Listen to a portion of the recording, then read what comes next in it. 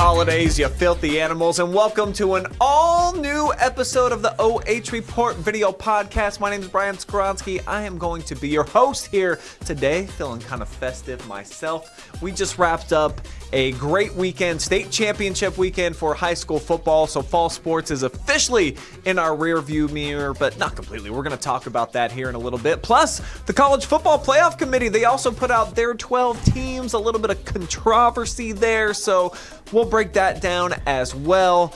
And it's going to be all football here tonight because we got to talk about the playoffs, college football, the Browns, and what Shedeur Sanders just did yesterday. We'll sprinkle in a little bit of AFC North talk as well because we have got the pride of McKinnon, Virginia with me. McMecken, shoot. I wrote it down wrong. The state's all-time leader for backup field goal attempts not missed, Mr. Travis Berardi. How are you, sir? I'm wonderful, sir. It is the holiday season. Bye-bye to fall season. It's officially winter sports, so we got basketball on the girls and boys side as well as wrestling. But, yeah, getting into the holiday spirit here, sirs. You know, it's cold as heck out there. It's snowy, and, yeah. But, hey, we had a great time covering high school football this year. Had a lot of great players, had a lot of great teams make it all the way to all the way to Canton, all the way to a regional. And, just nice to be back here to reflect one final time before we hit the hardwood. Now that football's officially over, at least for high school, how do you feel? Is it a slight bit of emptiness where there used to be something and now it's not quite fitting in? No, because we had the runs all the way to state.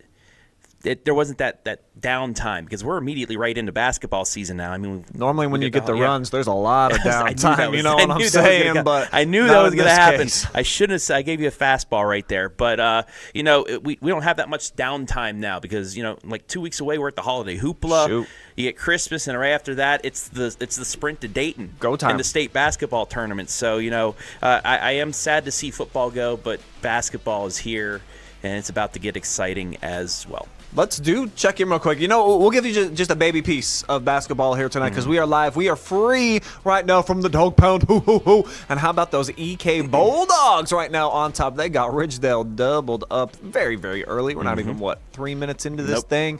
Jonathan Langdon's on the call for this. He's got Cray Faldy with them.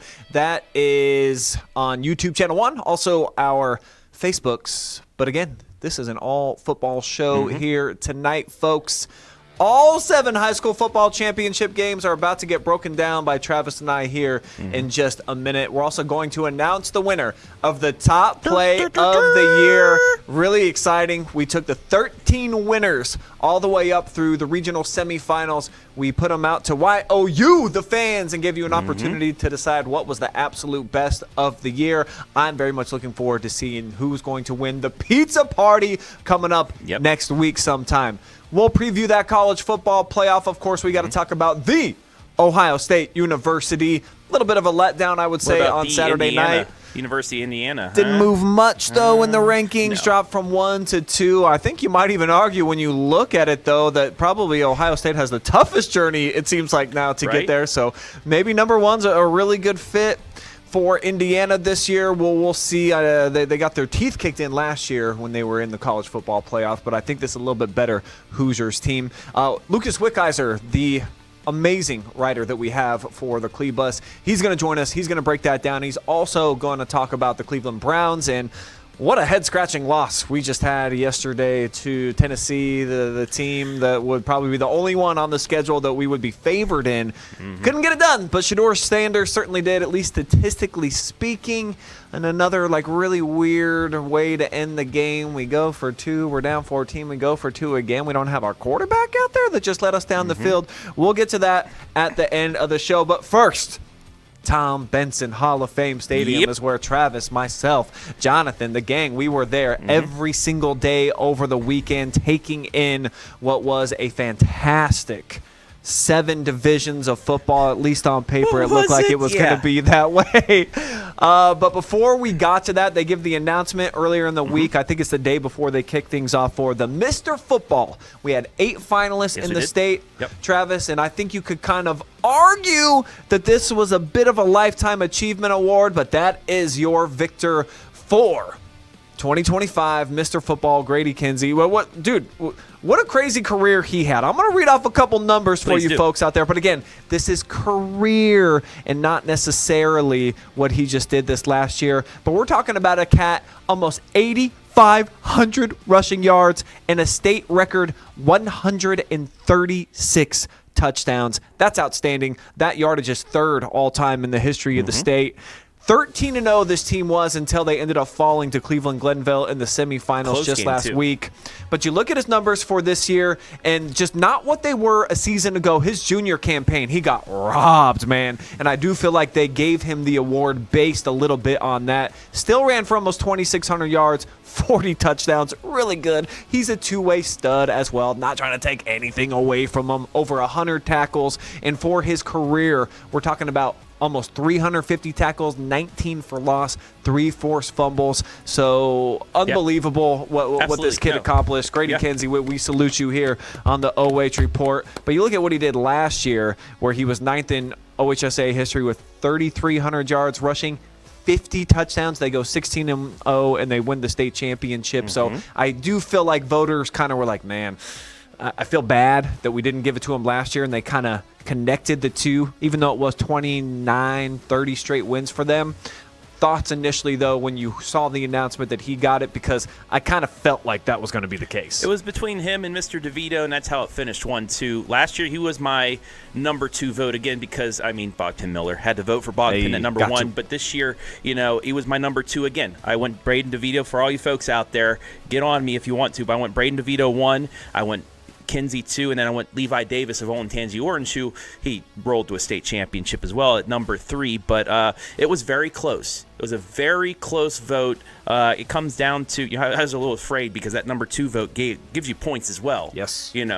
But it wouldn't have been enough if I didn't have him on the list. But my actual vote was DeVito 1, Kinsey 2, and number 3 was Levi Davis. He's the reason why that team went 16-0 last year. He's the reason why that team nearly made it back to a state championship this year. If you go, in other leagues and other sports, your most valuable player, the MVP, it's not only the stats, but is this player the reason why you're so successful?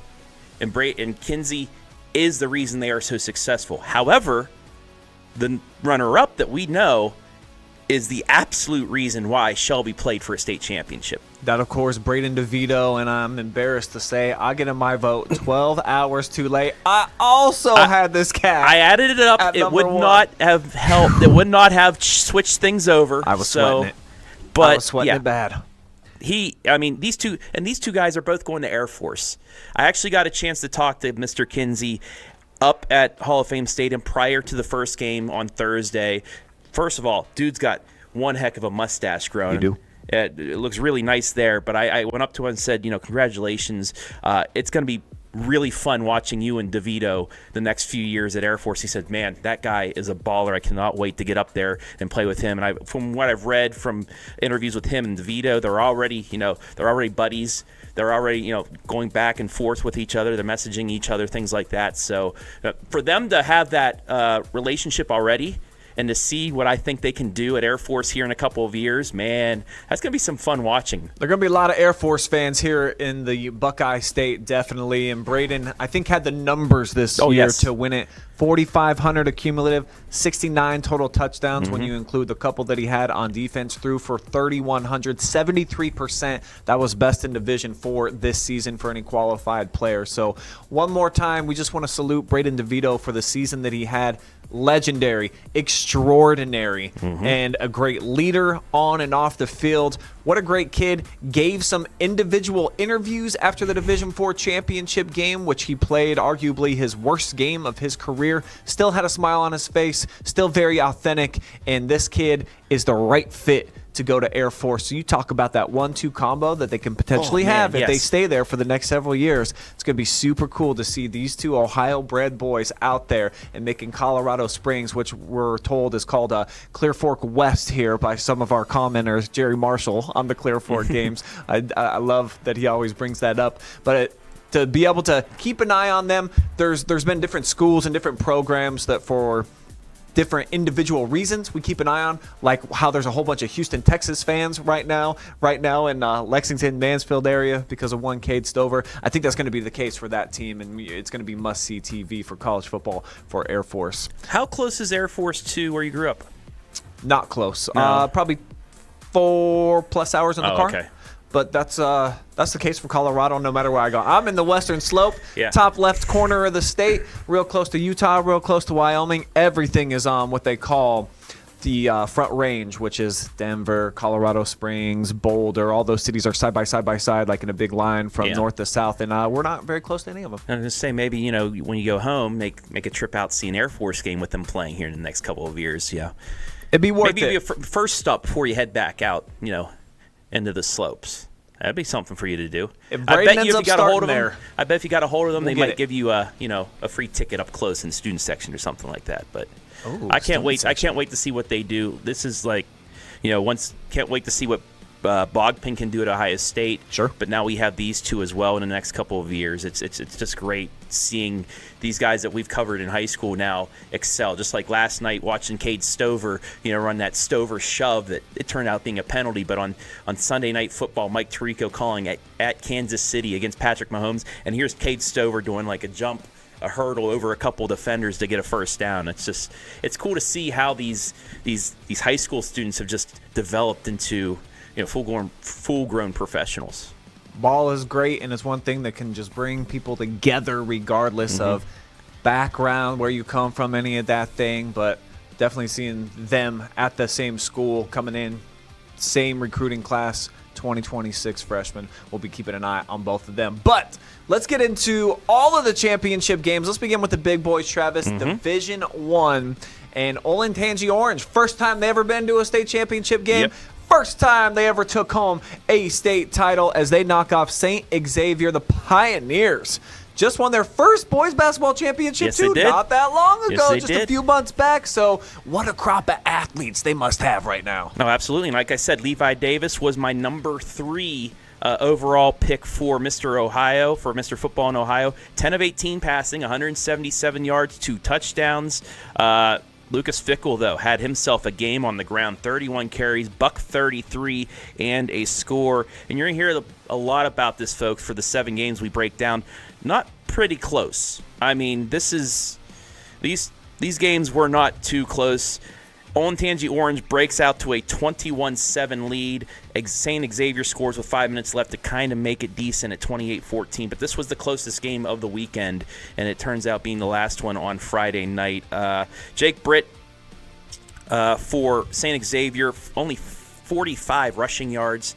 Jackson Frey, 114 yards passing, 34 yards. They were the ones that lit it up at Bengals Stadium in that semifinals just 2 weeks ago against Moeller in front of 21,000 people. But Olentangy Orange, a lot of people said they were going to be the favorites because they just had so many studs, and they showed out absolutely in this game. 15-0, baby. Undefeated season for them. St. Xavier, runner-up, 4th time in program history. First time since 2020 that they had been to the big game. Also runners-up 05, 07, and 2016. The Division II game, which kicked off all the festivities Thursday night, we had a rematch in this one where we got to see Anderson go toe-to-toe with Avon. Travis, you covered this one for us, and I think that you could argue that this was the best game of the weekend in terms of the final score. It ended up being slightly lopsided by the end, but plenty of juice behind it. A rematch from last year's championship game, and it had all the makings of what was going to be a fantastic finish until it wasn't. Yeah, Blake Elder of Avon tied a state championship record in D2 with 4 passing touchdowns. 3 of those came in the first half, 2 of them coming in the first 8 minutes of this game. He just went off in this one. 12 of 18 passing to 216 yards and the 4 touchdowns. Anderson just got smacked in the face early on, but they were able to kind of answer. Owen Scalf from Anderson, who lit it up against Big Walnut in that state semifinal. 32 of 47 passing attempts in a state championship game. Yeah. 376 yards, 2 touchdowns. He did throw a pick as well, but they could not get the running game going. Scalf himself, 38 rushing yards. That was it. But on the other side, it was a 1-2 punch with Elder and Keontae Smith, the running back. He scored the opening touchdown of the game. He went 31 carries for $182 and a touchdown. So they were able to, really balance things out. And Anderson gave it a shot at the end of the game. They scored, they scored late in the second to make it 21-7 or 27-7. They scored right out of the half to make it 27-13. Like, okay, this may be something, but immediately Avon scores the answer. Anderson comes back, makes it a 14-point game, and then Avon, with about 8 minutes left, kicked a field goal to make it a 3-score game, and that put Anderson into into a mode that they did not want to play at after that field goal. Being down 3 scores, they just could not get anything going, and that was it. It was a great game last year. 20-13 ended up being the final in that one. Avon, the victor again. Over the last 2 years, they've won 30 out of their last 31, going back-to-back. First time in D2 we've seen a consecutive champ since Hoban did it back in 17 and 18. So we just want to congratulate Avon. Huge season. Great start to the game, too. It ends up fueling them over the goal line. If there was maybe one more quarter left, it kind of felt like the momentum was on Anderson's side, but that's why they only play 4 quarters, and it was pretty cold out there too, so I think you guys were all happy to get out of the cold there that night. I was saying old fudge out there, many a time during that game. That one, and then the second game on Friday as well. It was cold. Except a little bit cold. It wasn't fudge. No. Oh, boy. Let's move on to Division III. We all anticipated this was another rematch. This was going to be the game of the week. Nope. We saw Toledo Central Catholic and Bishop Watterson last year. Amazing game. Epic thriller. Comes down to the last drive. 19-14, won by the Eagles, who showed, in my opinion, in the first 5 minutes of this game, they were head and shoulders above TCC. This was never close at any point. There was a big talent gap that surprised everybody in the press box. Nobody really anticipated the Eagles coming out and looking the way that they did. Incredibly sharp early on. They actually shut out TCC in this game. Well, when you have a guy named Drew Belisari at QB, early on, he was unstoppable. He drove him down for 2 scores right off the bat. Only 1 passing touchdown. He was 13 of 22 for 250 yards. This actually should have been more of a blowout. However, Belisari threw 4 interceptions. That Toledo Central Catholic defense was good enough to get some picks, but they could do nothing on offense. Only 24 yards rushing, 150 yards passing, but they had a couple times they were inside the red zone and could not score. They turned it over on downs. Watterson just did everything right here. Other than the 4 interceptions, they totaled 98 yards rushing, 250 yards passing. Pretty balanced effort there. Belisari led the way with 39 rushing yards. Caden Mangini with 34, but it was Jack McCoy, the goal line back, had 2 rushing touchdowns, 9 carries for 28 yards there. But like I said, they could not really do anything on the other side for Toledo Central Catholic. You know them as a rushing team. They like running the ball up there. Did not get it going. Jeremiah Fuller, who ran all over Ontario and Lexington in the first 2 weeks of the playoffs, only 34 yards rushing on 12 attempts. They got down early, could not let him get his game going, and when he did get carries, it wasn't that much. The best game that they had all season long. How about it? I think probably the first week of the season against Big Walnut. I was looking, so Spectrum on the Jumbotron, they showed the Spectrum feed, and it showed that the scoring that they've had throughout the year, and it said trailed 1 time this season, 15-0 in quarter 1 of the first game. I was like, I wonder who that was to. That was to Big Walnut, who came close to making it to a state championship in Division II, but did not. But we knew after that Watterson game that they were going to be the favorites once again, and they absolutely showed that. They got a mini dynasty going right now. Yes, they do. Back-to-back championships. They were runner-up the previous year in 2023. To Toledo Central Catholic. This was the rubber match. It's been a great back and forth, but it was not on Saturday, like you said. TCC started getting it going defensively in the second half. But not offensively. Oh, the Eagles. That middle linebacker that they have who was named MVP of the game, he was sensational. I only watched the first quarter. That's all I needed to see in that game. I think you could probably say the same about the Division IV championship game. Shelby, the #1 team in the state, basically from start to finish, undefeated, but we quickly saw in this one, Trav, a pretty wide size and talent gap out on the field. Glenville ends up winning 45-7 as the screen shows you. Disappointing afternoon for the Whippets, I think especially in the second half, just given that they had chances to try to get themselves back into the football game. If they could just sustain any type of a drive, they actually had negative yardage in the second half, ended up with the worst offensive output, period, in any championship game ever for any division. The fans showed out. Certainly it didn't look like Shelby ever threw in the towel in this game, but Glenville might have had the most talent of any school that was there this weekend. Yeah, Ginn University, you could call it, actually. Like, they were just showing out. The pass rush completely threw off Mr. DeVito.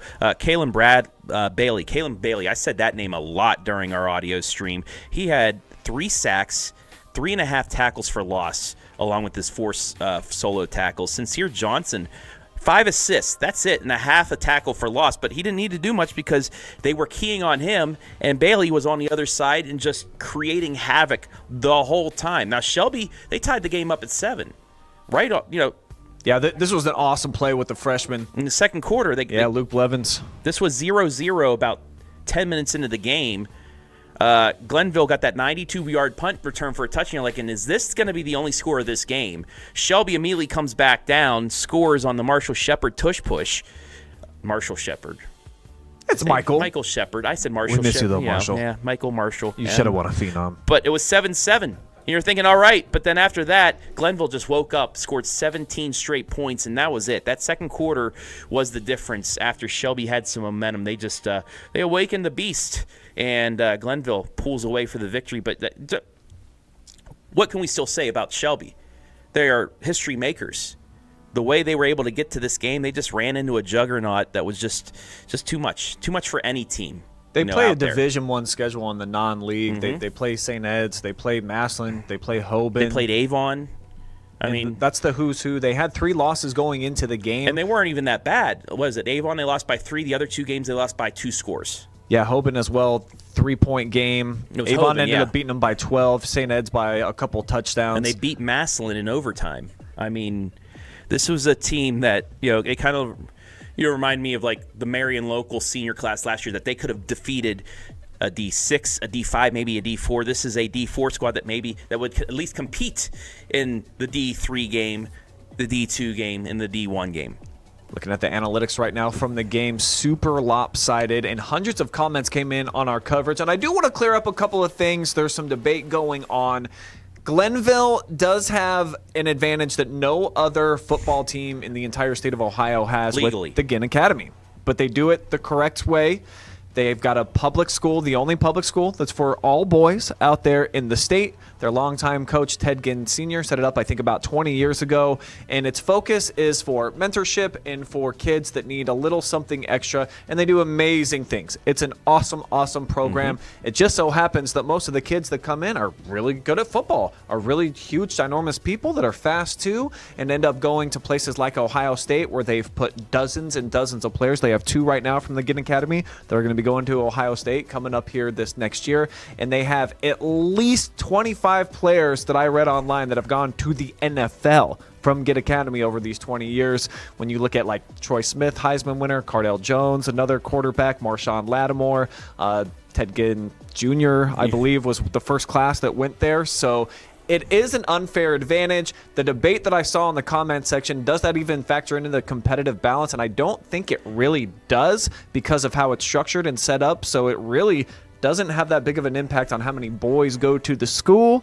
So Shelby doesn't have that. No other place in the Nobody state has this. It's a great built-in advantage, and that's why they have a mini dynasty going right now, where they've been to the state championship each of the last 4 years, or at least won it 3 out of the last 4. If not for that upset by Perkins, they probably 4 consecutive championships. Yeah, and we also have heard some rumors that they might be consolidating, so another school will be coming into Glenville, which could move them up to D3 or a D2, and then Division 4 opponents could be like, oh, thank goodness. Now they're playing up. But I'd still say they'd be favorites wherever they move up because it's just what they have been able to do. And, I mean, Ted Ginn Sr. is one of the great high school football coaches. Just human beings. And, yeah, Great absolutely. dude. What he like the mentor, it's not a front or anything just to get football players. They actually do this great work and turn out great men and then who happen to be amazing athletes as well. But you know one thing that Glenville doesn't have that Shelby had? The community support. Absolutely. They had the second most attended game of the weekend, and it was a D4 game. Almost 6,500 people went. Probably 6,000 of them were from the Shelby community. I attended their community send-off for the Whippets, too, and the entire school, every single child that attends Shelby City Schools was there. Oh. The atmosphere was lit. Everybody was incredibly excited and ready to send them off. And it wasn't just at the gym. Once they actually left and they got on their buses, the streets were lined all the way down, like Gamble Street through Maine, taking them out of town. And they drove. I followed back behind them just to see what route are they actually going to take. They came through the Mansfield area. There were people everywhere that were clapping them up and just wishing them a lot of luck going into this game. And Shelby actually, according to the Fantastic 50, was a favorite in this game. A lot of folks were like, dude, this is an amazing team. They've got some talent and some athletes too. But like we mentioned, once we saw the Glenville we were on the kids field. We up saw close, the line. Yeah, that was.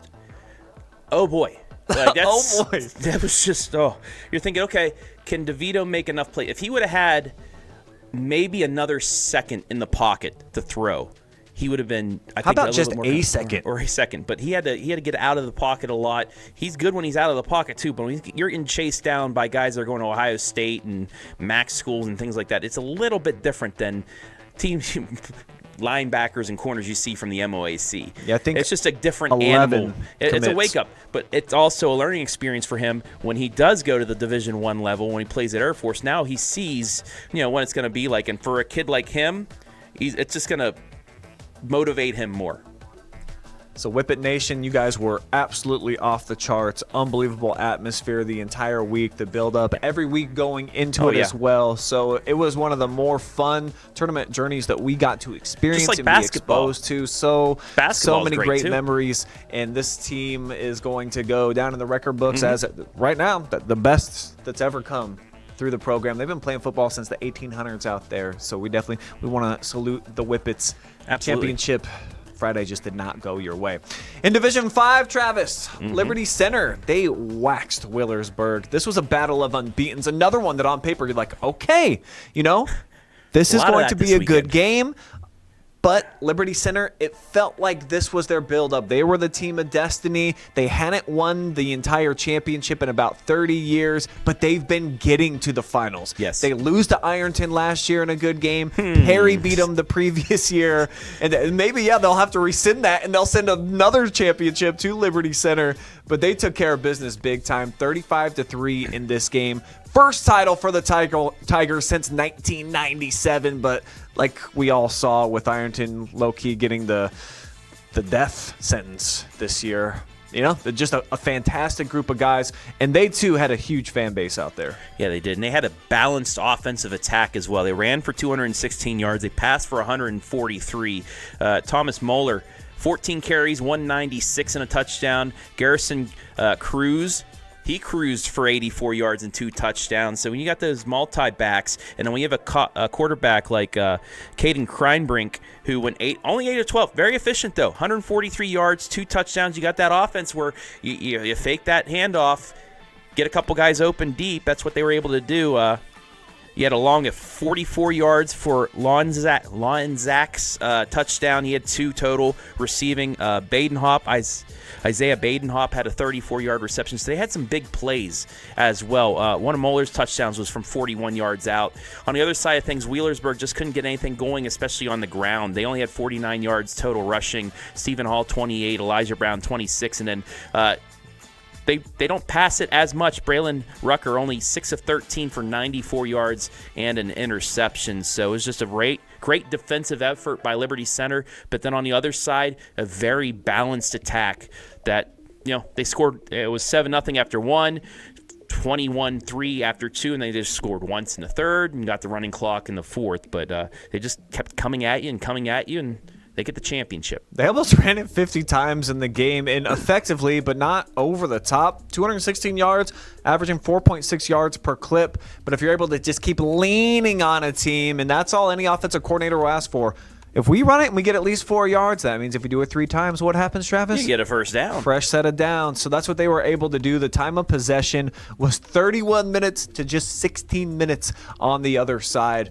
Domination in a lot of ways for Liberty Center. So very cool that the Tigers were able to bring home the gold trophy. They, these kids that were playing on the team when they were freshmen, sophomores, juniors, building up to this moment, that's big time to finally cap it off, get the championship 35-3.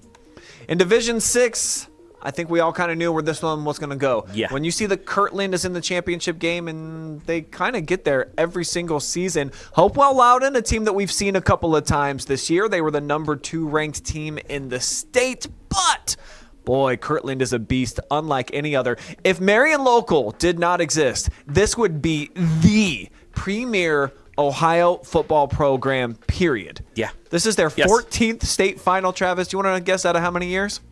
14? 15. They only missed out once, and I think it was, I'll have to do my research, when they were D6 and Marion Local was D6, and they played each other before they got to the championship game. So Tiger Laverty, the coach, we were just looking this up. This is the most ridiculous number that I've heard in coaching in any sport at any time. He's got 259 wins now. He's only lost 21 games. He's been coaching almost 20 years. Yeah, so usually they're going undefeated and losing either in the playoffs or winning it all. And you know what? Speaking of records, their rushing attack actually almost made a record. John Silvestro and Jake Laverty, you saw one of the first plays was Laverty's one of 2 completions. He went 2 for 3. His only incompletion was an interception, 37 yards. You saw that 32-yard pass. They run the ball. I saw this with my own eyes when they ran over Northmore in the state semi last year. And then, Coldwater, a team that Hopewell Loudon knocked off, was able to pass on them. But Silvestro ran for 255. Laverty ran for 112. That's 371 yards total. That is tied third all time in a state championship game when 2 running backs run for over 100 yards total. It's tied for third out of every game, every team that played in a state championship. That's pretty darn good. That's big time. Hopewell Loudon, it's a little bit deceiving too, the final score. They had a chance to make this a 1-score game going into the break. There was a tough interception that was made. I think Mario Lorber ended up making it, so it put them up 14-0 going into the half, and you're seeing third quarter action now. Silvestro putting up the huge numbers that he had, and Kirtland is just, they're that team. It's very tough to end up beating them. It's been a couple years since they won the championship. They got knocked off last year in the title game. They won it in 23. Before that, they had to play Marion Local a couple times. But they had the championship in 18, 19, 20, 15, 13, and 11. So a team that's been there 14 out of the last 15 years gets it done again. Unbelievably well-coached team. And I don't know how a program continues in the small school market to bring up the athletes that they do and be as dominant as they have. But there's a handful of these across the state that they've just got it figured out. And I think it all kind of starts with that top guy. Tiger might be the best coach in the history of the state. Yeah, we just talked about Ginn. Got to talk about Tiger as well. There was somebody put a Mount Rushmore of high school football coaches, and Laverty was one of the heads on there. Had to be. Like, just that number, only 21 losses since 2006. I was graduating high school in 2006. He's only lost 21 times since my old butt has graduated. That's nuts. That is terrible. It's like they should be a MAC team. They're kind of far away. That'd be long travel to end up playing those MAC schools. And I think there's enough good schools in the MAC going right now. We're going to talk about one right now. Let's just jump into the Division 7 championship game where a MAC school ended up winning the 50th, just for football, 50th state championship within the sport. Hillsdale was the competition, but St. Henry, the number 2 team in the state, they ended up knocking off Marion Local, ending the state's longest win streak ever One of the nation's longest for football. Win streaks. Yeah, the second longest win streak going in the nation for any sport, right? Yeah. And you know what? Yeah, it was a 37-3 blowout, but Hillsdale had chances. They had the turnover on downs, faced a 4th and 2 you see right there, could not get it. They faced another 4th and 1 later on, could not get it. There was an opportunity when it was 23-3 where St. Henry was throwing a backwards pass. It bounces right to the hands of Owen Sloan. He has nothing but pay dirt in front of him, and the spin of the ball off his hands goes out of bounds. If he scored, that's the tipping point in this game, Brian. If he's able to pick that up and run to the house, it's 23-10. There's about 2 minutes left in the half, less than 2 minutes. They get a stop there. Hillsdale gets the ball out of the half, and they might be able to change the game plan up a little bit to be able to really change the complexion of this game. You score there, it's a 1-score game, and the whole second half left. They were able to make some plays. You see that nice catch by Hayden McFadden that set up the field goal by Brock Bauer, who has tied a D7 state championship record. One field goal made. Brock Bauer will now be in the record books there. First field goal attempt of the season, too. Yeah. Puts him in the history books. Yeah. Speaking of replacing the injured A.J. Brown, who finished as a first-team All-Ohioan in D7, so congratulations to him. But Owen Sloan as well, the St. Henry front, they didn't look like the front we saw from Glenville, but they were still good. They held Owen Sloan to 16 rushing yards. They held Cale Lewis rushing to 11. Cale Lewis did have 130 yards passing, 14-21. He was accurate, but they just could not get that long drive for a touchdown. Charlie Whirling also, he's the real deal. 178 yards on the ground, and most of those came in the first half, 3 touchdowns. He was just a game changer. That 70-yard touchdown run right after Hillsdale cut it to 7-3.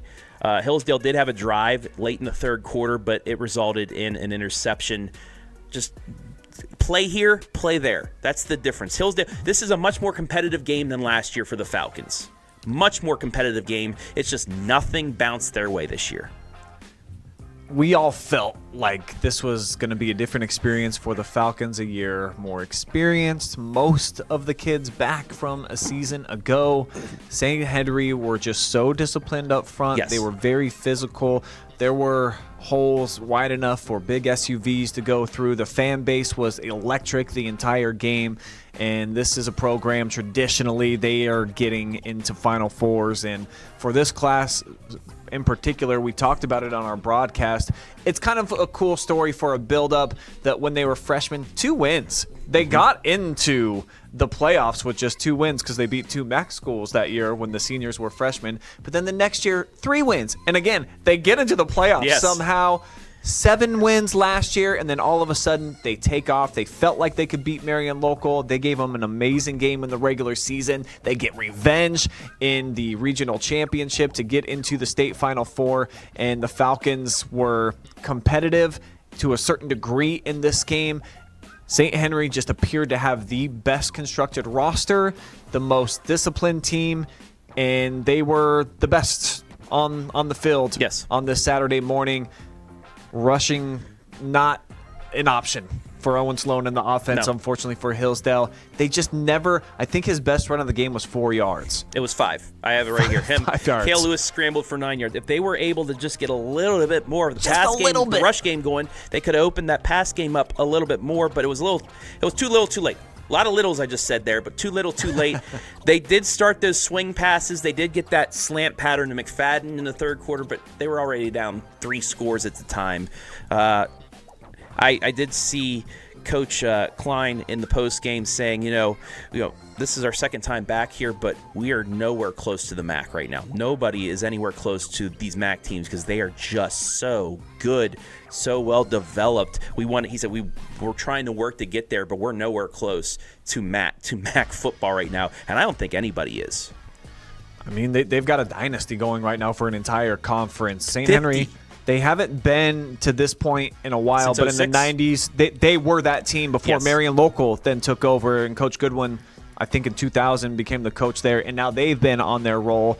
But 7 championships for them. They've been to the state finals 9 times. It's another one of those perennial football factories that's just every year they're going to be competitive, and you have to be in that conference. Well, some people say it's harder to win a MAC championship than a state championship. I agree. I agree. Like that. Also, you go into that region, it's most MAC teams in D6 and D7, so you have to knock out your conference rivals. But Marion Local, one of the few times Marion Local wins the conference championship, but not a state championship. Do want to salute the Falcons, though, for another season. Well done. What a team. The community was awesome. Getting to talk to some of the fans before the game. They were all fired up, man, drinking their hot cocos out there. And they definitely had a belief this year that I do not believe they brought into the championship game last year. So at least from a mental edge standpoint, the Falcons, you grew. You were a better team in 2025 than you were in 24, and now you've set the standard. There's a new breed and brand of Hillsdale football, and that is with Trevor Klein at the helm and the great coaching staff that you have. Now you got to make runs to at least regional championship games. State finals, that's the new standard for the program, so it's in great hands with a guy who went there and was a great quarterback for him and just bleeds blue and yellow every which way. So I think that there's something to be said about where that program is probably still headed, because quite a few sophomores involved in that game that had some special performances and a junior throughout the tournament run. And Kale Lewis will be back as well. Football fans, got to say that we're incredibly impressed with what you were able to provide to us. So we're out there, and granted, like, I kind of forgot about things that I had done on like Wednesday and Thursday coverage-wise because we were putting so many posts out there. Yeah.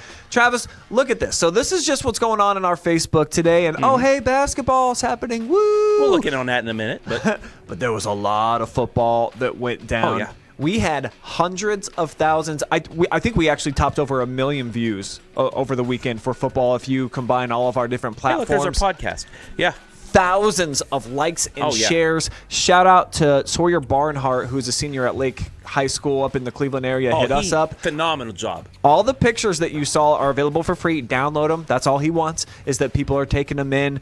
But 18-year-old kid, maybe he's 17, and did some awesome stuff. Great job. Videos for us of all of the games. We had the post-game press conferences. We're out there on the field before the game, giving you guys a little look at the warm-ups and all that. So we do it for you, the fans, and certainly you guys were eating this like it was a delicious bowl of Lucky Charms or something. They were taking it in. Yeah, they were. I mean, I had like 50,000 views on my Shelby hype video. And also, apologies to Kale Lewis and Hillsdale for saying, you're going to do that again on the podcast. We're not having the podcast. I didn't make a video after Shelby's loss. I didn't want to try and jinx Hillsdale that way. Maybe I should have done it. But speaking of Shelby, you and I, we had over 2,000 people listening to our audio cast combined at any time. And what was the number you saw on YouTube right after we ended our stream?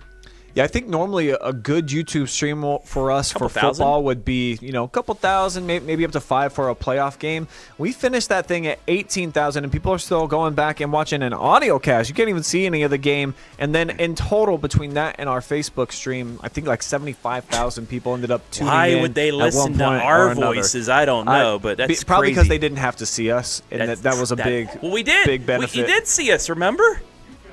They did. That's all we could see was us, actually. Well, hey, we salute you, the fans. Hey, you guys much. Showed out. That's why we're here still, because of you guys.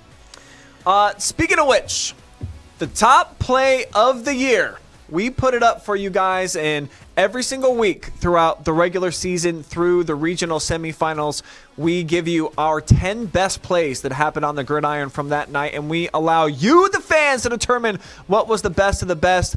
All 13 plays went head-to-head, and this is what you came up with. It was from the regional semifinals, the victory for Colonel Crawford on the road at Centerburg. That's Connor McMichael bursting through a whole fit for an 18-wheeler. The big hungries up front were eaten with massive spoons right there. The McMonster, he's typically running over victims on his way, leaving him in the wake on the way for the touchdown. Not necessary. Congrats to the senior back and his hog mollies for earning the top play of the year from 2025. And what did they get, Brian? They get a pizza party on me, baby. And very fitting, actually, that Colonel Crawford would end up winning this because we just so happen to have an amazing sponsor over in Bucyrus. And oh, by the way, I think the quarterback of Colonel Crawford might have a little something to do with that family-run business out there, Baker's, the Pizza Shack. We're going to figure out a day and a time. We might come over to the school. We might have it at Baker's Pizza. I still got to make some phone calls and figure this all out logistically. And I know basketball season is going for Colonel Crawford now. David Sheldon's been pacing around like, when can we finally get it going? So Sheldon, he's probably not going to attend this pizza party because he's going to be doing X's and O's and stuff. Hey, getting ready for another Final Four appearance possibly for the Eagles, too. Probably one of the best basketball teams we'll have. But also, I don't know how much Payne DeGray. Is he on the offensive line? I don't even know. He's got to be included. He's got to be included, but I don't know how much he's going to eat. He was named the D6 Defensive Player of the Year, first team All-Ohioan, but he's got basketball season. You can't get him too much of the pizza. Maybe after practice, after he runs, you can give him some pizza. Oh, they're burning enough calories out there in the sweat box at his Mac Morrison gym that I'm sure 3-4 slices are not going to make that big a difference. But little update. We're all square over on YouTube channel 1 from the Dog Pound out there in fabulous Howard, Ohio. East Knox and Ridgedale playing a good game, going head-to-head. If you want to hear Jonathan Langdon on the call, he's got Craig Faldy with him out there in the Kennel Club. Good stuff. Okay, where do we go from here, Travis? How about college footballs? Yeah, let's go college football. Okay. So playoffs. Yeah, the playoffs are here, and the College Football Committee, they got together, and this group of clowns decided that these are the 12 teams that are going to be competing, and how they structured it with the whole thing with the rankings. And for Ohio State, losing in the Big Ten championship game, they don't drop much. They go from number 1 to number 2. The Hoosiers get the number 1 spot. You see the 4 teams that get the bye: Texas Tech, Georgia out of the SEC, the Buckeyes, and Indiana out of the Big Ten. And so you look at maybe who's notably not pictured in here. You see James Madison's in it. So it's the top 5 conference champions. Yeah, in it. Yeah. Okay. Yeah. Where's BYU, Travis? Do you see Vanderbilt in there with maybe the Heisman guy? Or what about some Golden Domers? Notre Dame's not going to be in the college football playoff, but they've been telling us for the last 5 weeks in a row that Notre Dame is ahead of Miami, and that if they keep winning, that they're in. Didn't they win 10 in a row to close out the season? Who were their 2 losses to? Yes, they lost to Miami, but then they lost to Texas A&M. Combined 4 points, those 2 losses. Those 2 teams are, I believe, playing each other in the first round as well. But it was interesting, I guess. So the AD of Notre Dame went on Dan Patrick and was saying, and he's not happy with Notre Dame and the ACC's relationship they have, because they're not officially in football but every other sport.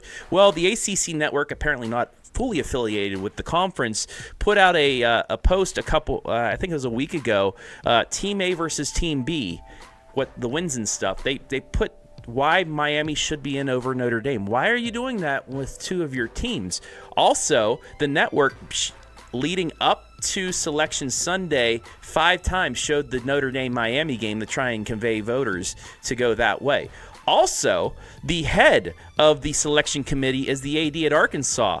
Maybe a little salty because Notre Dame went to Arkansas and completely boat raced them, saying that Notre Dame was not, I forget what they weren't, they didn't have enough big wins or things like that. I think he was a little salty. It reminds me of the college NCAA basketball when a certain committee chair from, where was it?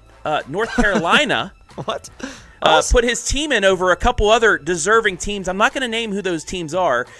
What does North Carolina do? They lose in the first round because, he just wanted his team in there because he got a bonus, I believe, as well. But I think this is what should happen for teams like this. Alabama's in with 3 losses. Now, they did beat Georgia earlier in the year, but they played South Carolina close. They had 2 losses.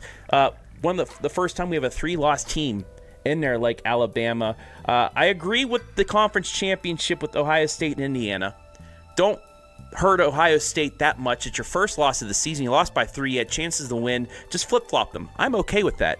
I'm okay with the committee saying Alabama shouldn't be hurt too much with their loss to Georgia, but what about your other 2 losses? What about their resume overall? Alabama's in there as a 9? Okay.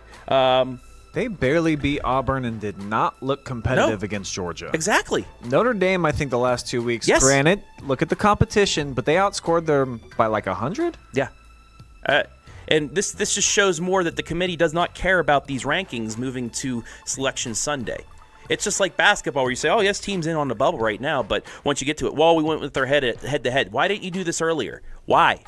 Never got brought up once until it actually mattered at the end.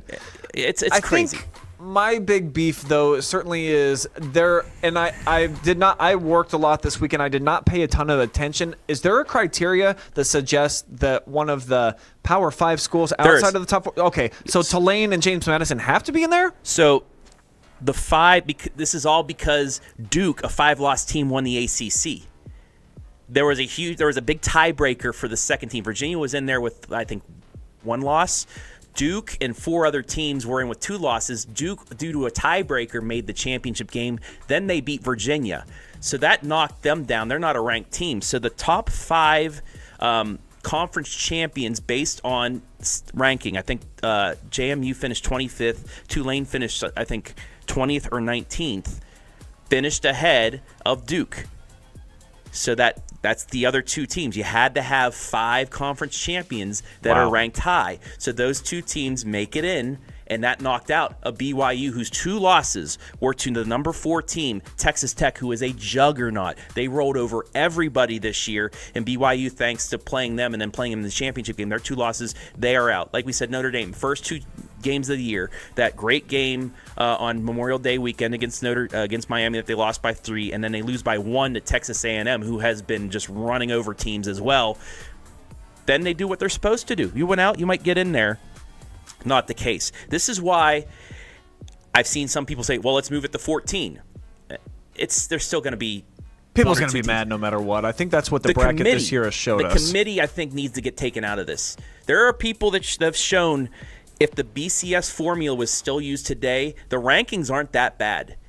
Go back to that, set your top 14 teams, then use your top 5 or whatever, but go by that ranking. Get the people out of there, the politics out of it, and just go by a ranking system, a computer ranking system once again. I think they should, similar to what OHSAA does. There's nobody taking a vote. There's no coaches that are trying to make a case for this team or that team, or ADs. There's no ADs trying to get an extra bonus for getting your team in over 2 deserving teams. I mean, it's just there's more politicking and backroom talks and all that in this selection process than there was when you had the BCS. Now, everybody was mad with the BCS because 2 teams got into the championship. But I think that's a better formula now when you have 12 teams to rank and you can go off of that.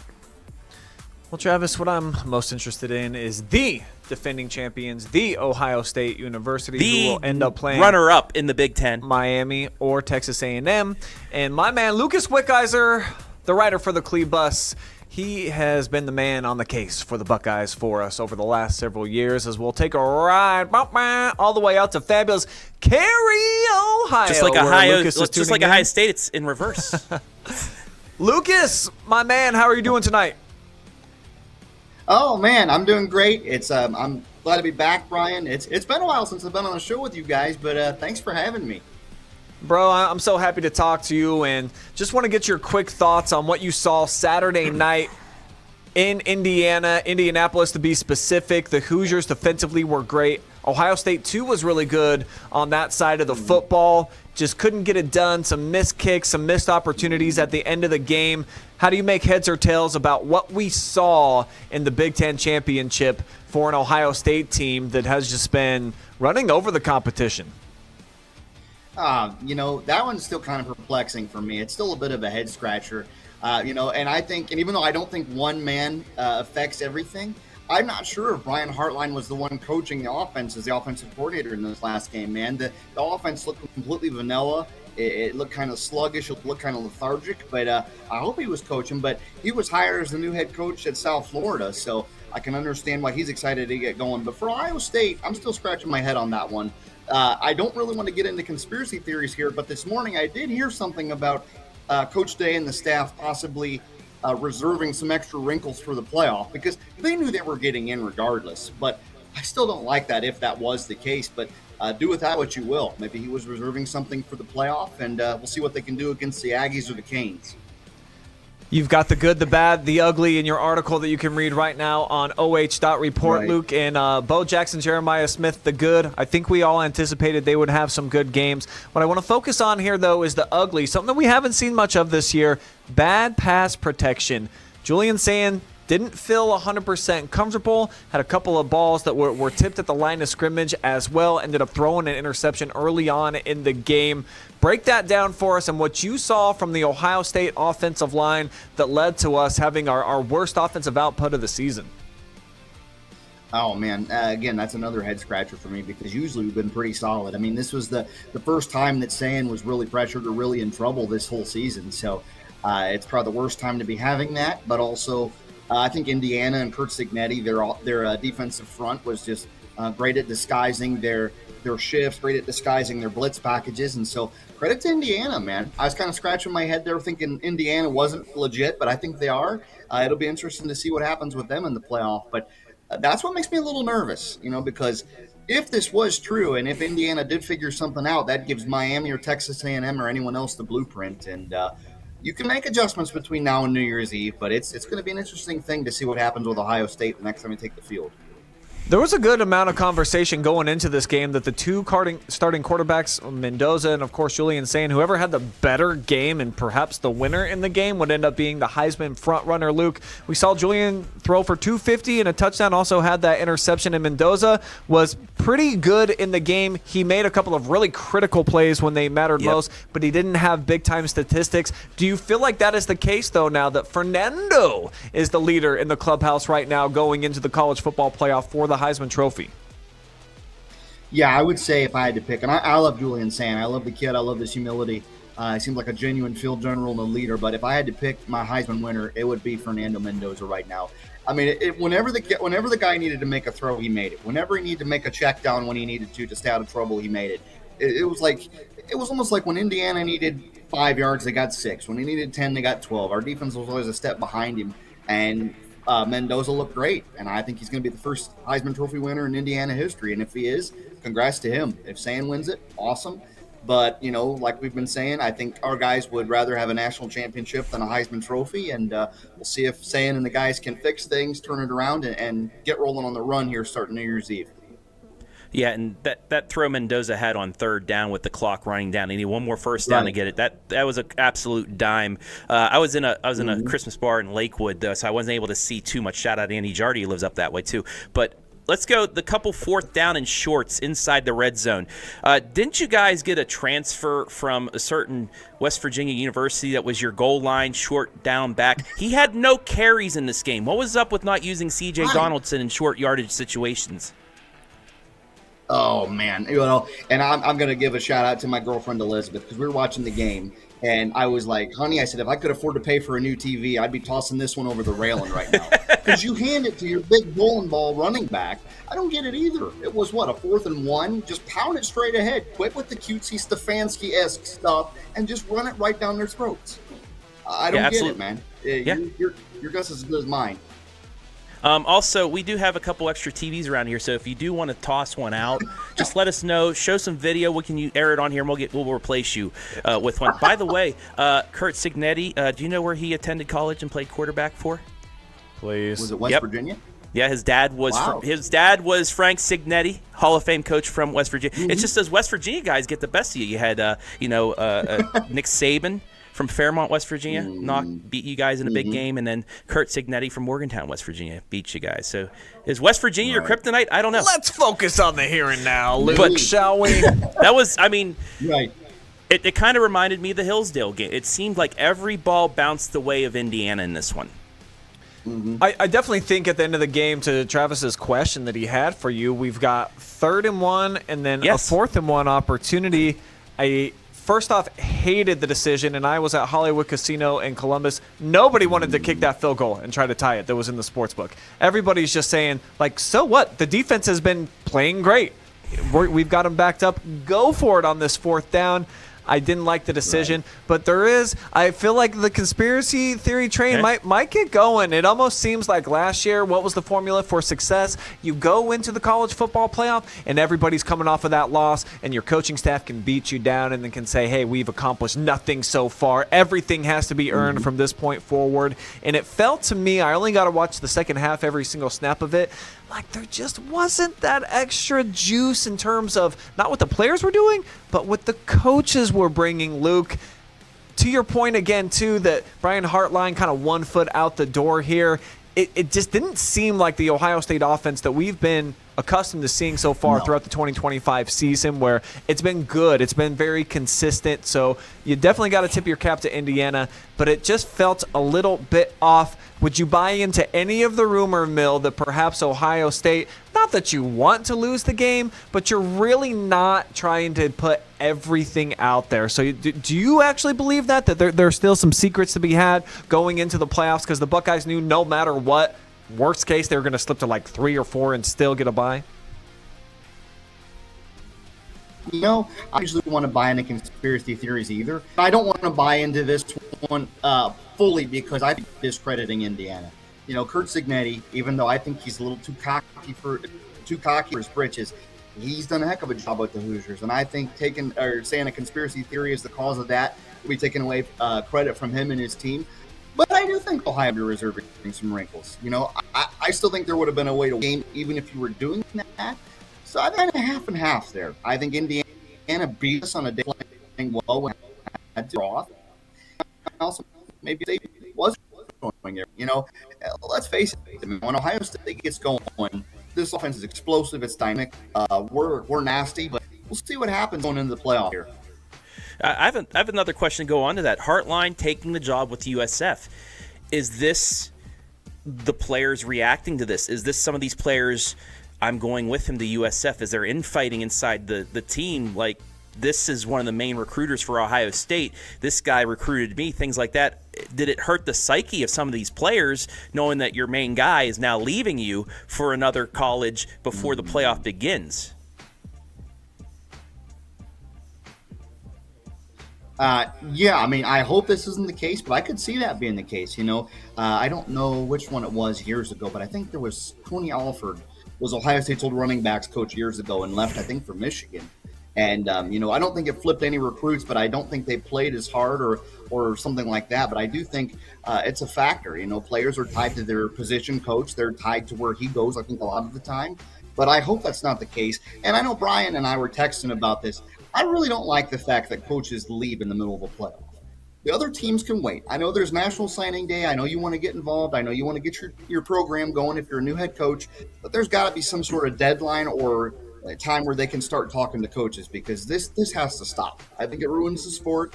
I hope Coach Hartline does well at USF, but we'll see. I hope that wasn't the case in the locker room, but I would not be surprised, especially given the landscape of college football today. Now, going off of that, I know it's not Ohio State, but what are you thinking about Penn State right now? Because of what happened with James Franklin, they have not found a coach yet. They get one, I believe, signee. Everybody else flipped. A couple went to West Virginia, some went to Ohio State. But Penn State's in shambles right now because they don't have a coach. Would you rather like to see signing period get moved until February and move everything back? Because I know you have the JUCO signing, you have the transfer portal. But do you think everything getting moved back until after the new year, after the playoff, just so we don't see stuff like this happen now? Well, actually, number one, to answer your question, and don't quote me on this, I'll have to go check, but I could have sworn that Matt Campbell was hired as the new head coach. Oh, that's right, he was. But before signing day, there was nobody. Right. But as far as it being moved back, if they could do it, I would be in favor of that. Because, if it was a meaningless bowl game or something, like, coaches leaving after it was Ohio State versus Missouri in a non-playoff bowl game, I can understand leaving for that. But when you have a playoff run, you have a chance to repeat as national champions, and your offensive coordinator is that good, yeah, I think there needs to be something where they move it back if it's not affecting everything else. But I do know how busy coaches get with recruiting. I would like to see it move back if possible, though. This is a fan. I know the news cycle is going to change every 5 minutes, but I do feel like the way that Ole Miss is left and what happened where a team that's put themselves into the spot where you're dreaming about getting with Lane Kiffin, I'm not sure why he wants to leave or why the greener grass is down there in LSU and Baton Rouge. But because of that, I do think the NCAA will end up implementing some type of a deadline. Maybe it's past the new year where you just cannot contact coaches. I would be surprised if they leave it the way that it is, because it just feels like it's chaos and it's no fun for any of them. You don't think Brian Hartline wants to be with Ohio State during this run? He recruited all the kids that are there. He wants to be a part of it. You don't think Lane Kiffin wants to try to finish the job? No one thought that they were going to be a top 20 team. Now they're one of the best teams in the country, and he's got an unbelievable offense down there, but he has to step away because of how they've planned this whole thing out. So it's not a correct timeline, and this will get fixed and figured out. It has to at some point. Well, especially now that money's involved with NIL, because now you're going somewhere, hey, transfer out, you get more here. It's the NIL aspect of this is just as important as what you're saying with coaches as well, and that's why I think they're never going to be able to do this, but there needs to be a deadline, a dead area where coaches can't be contacted by other schools either. Something has to change to where these coaches can't just jump ship when they do, unless they're fired. Agreed. Right. No, I would agree. Well, Lucas, let's graduate real quick. Let's go from the center of the state and let's go up to the lake, buddy, where it was the train wreck bowl pretty much is what we had, at least in terms of what the teams had accomplished going into the game. The lowly Titans had barely been accumulating any offense. They hadn't had a win in forever. And they come into Cleveland, and they ended up taking a 2-score lead. Tony Pollard looked like he's going to get himself a gold jacket one day, end up in Canton, the way that he ended up playing against the defense.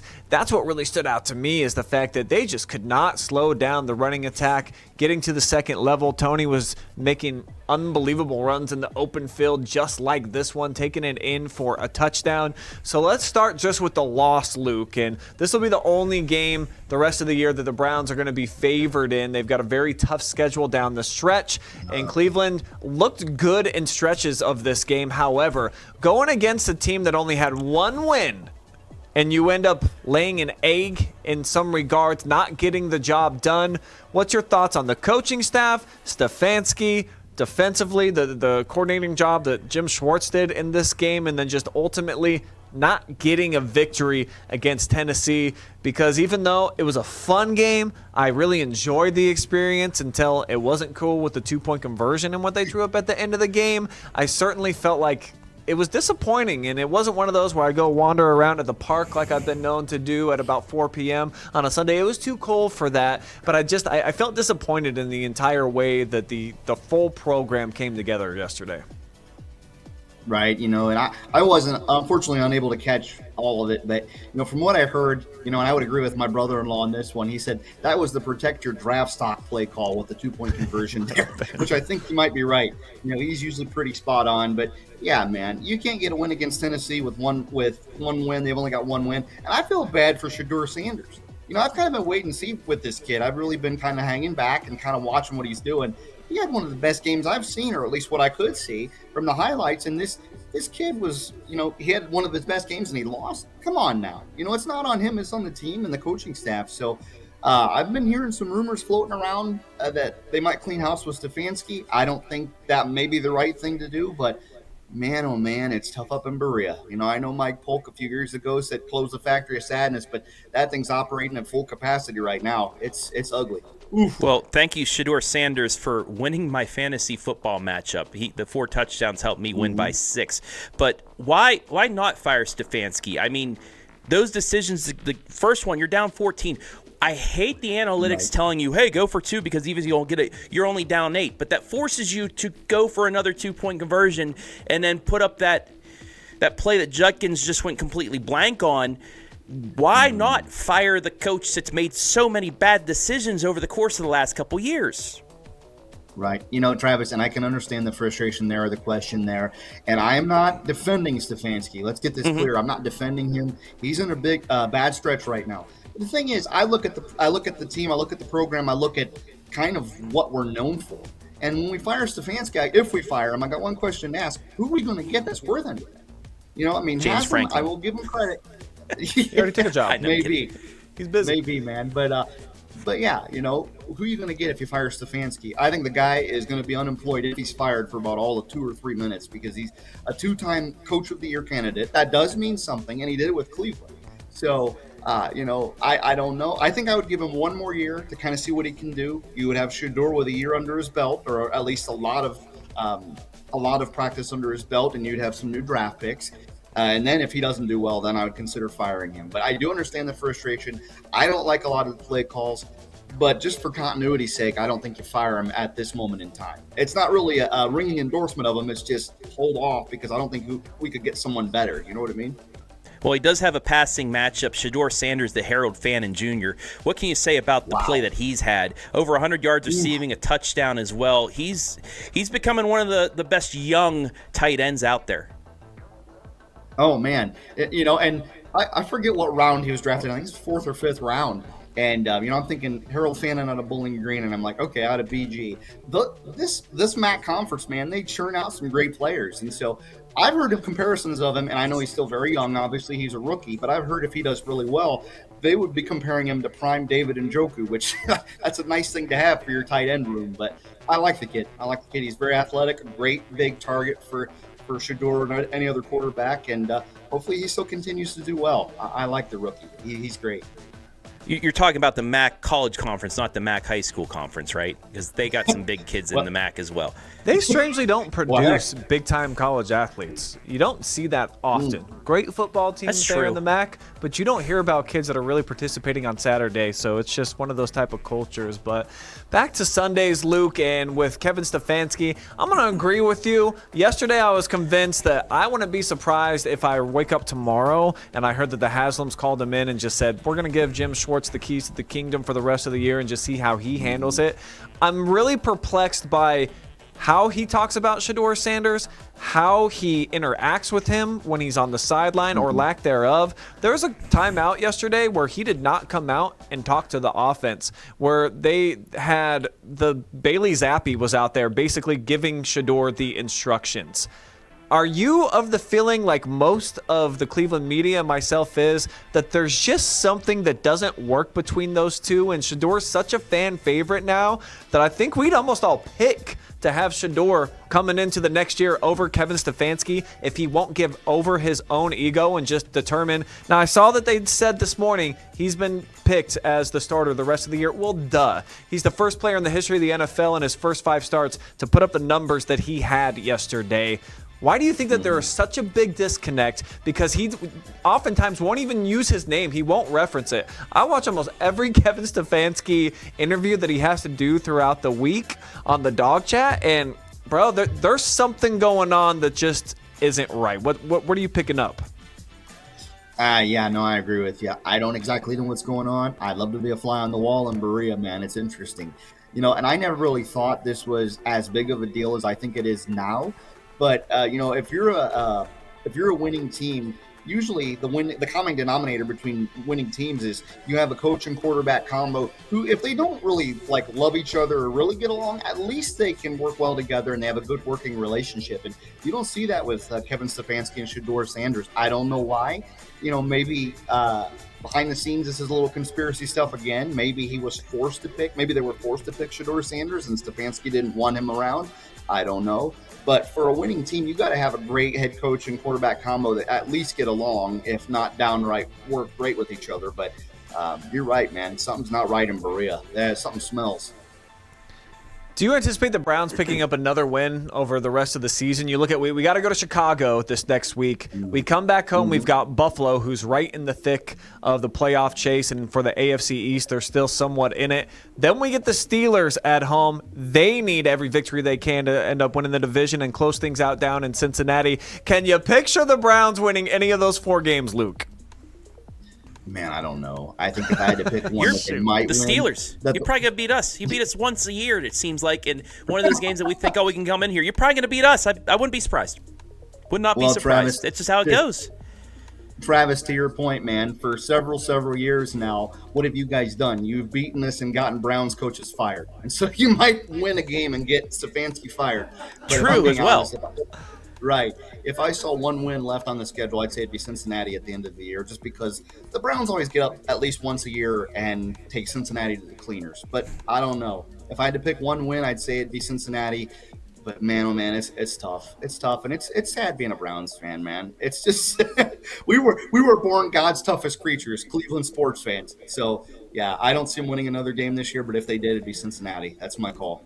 We're a rare breed, my friend. We've got like alligator skin somehow. We're just not affected by the cold and the losses and whatever. So let's talk about that AFC North, though, real quick. Travis, your Steelers pick up, if you want to call it a big win, and what I was dubbed the mediocre bowl, them going against the Ravens. Who's going to be above 500 and actually be in the driver's seat? It's Pittsburgh. You've got a quarterback that's older than me out there, played pretty well on the road, end up beating Lamar Jackson in the game. Give me your confidence meter on a scale of 1 to 10, this team at least winning the division going into the playoffs as the division lead. They made a complete 180 from last week. I, for the first time in 25 years, attended that Steelers-Bills games in memory of Mr. Hall. But they just looked terrible. I was there. I wanted to see Renegade get played, everybody go nuts. I left before that even happened, and it got booed. It got booed for the first time ever. People wanted Mike Tomlin's head. Even me, for the first time, said he should be fired. I read what you said on Facebook. Yeah, and I kept it on there, too. I didn't take it down because that's what I really thought. But that kind of awakened the players in Pittsburgh, the Steelers as well. It was Aaron Rodgers' birthday on Tuesday. What did they do? His wide receivers came to his house, brought him a cake, and they watched game film, and they got prepared, and they showed out. Aaron Rodgers, 284 passing yards, a touchdown, no interceptions. DK Metcalf looked like DK Metcalf once again. 7 catches for 148. The first play of the game went for 30 yards down the sideline. Felt like they used him right, too. I caught quite a bit of that game. Yeah, they were unable to get the run game going, but that didn't matter because they had the passing game going. That was the first time since Ben Roethlisberger that the Steelers were able to win in this way. On the other side, Lamar Jackson does not look like Lamar Jackson. There were times where he could have kept it. There were times he could have probably kept it for a few yards. The interception that he threw to his cousin, he could have gotten 2-3 yards and slid. No, he lobbed it short, got picked off. The Ravens are not your mama's Ravens. They're not that Ravens squad, that won the Super Bowls, that were, the tops of the AFC. They just do not look good right now. And thankfully, because that puts us back a game ahead, they still have a rough path as well. They still have to play Joe Burrow once again. They still play some other good teams as well.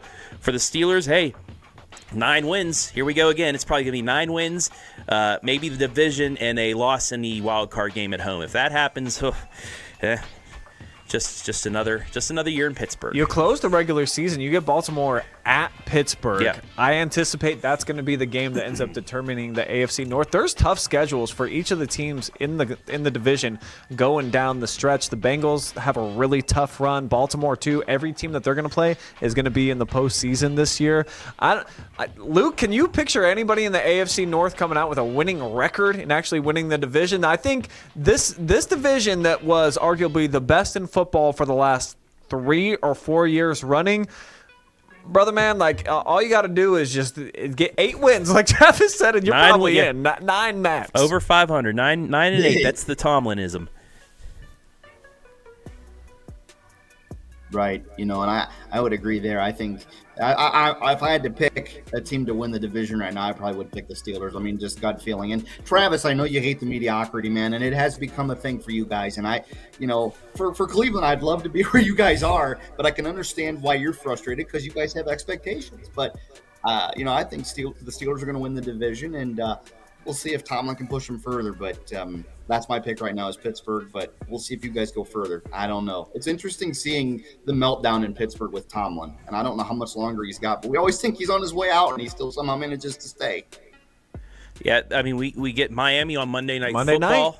I mean, Miami's gotten better now as of late. They're tied with the Chiefs and the Ravens with 6, 7. I don't know why I did that. It makes me sick, that number. But anyway, They're both a game under 500. Who would think the Chiefs right now and the Ravens, two of the favorites going into the season, are under 500 at this point?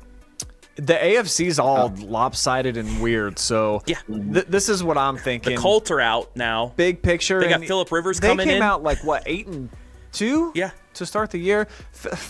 Old man Rivers coming, dusting him off. That is amazing.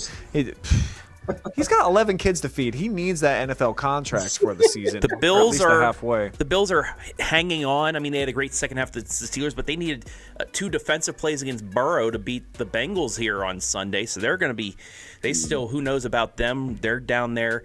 New England's everyone's really overlooking good. them. The Chargers right now, they're playing in Monday Night Football against the Eagles. It's 7-3 Chargers. They're looking good right now to win the division. Go Chargers. By the way, Kansas City for the first time in 7 years cannot win the division championship, which is crazy. It's either Denver, who's I mean, you hate this, Brian, but Denver is looking darn good.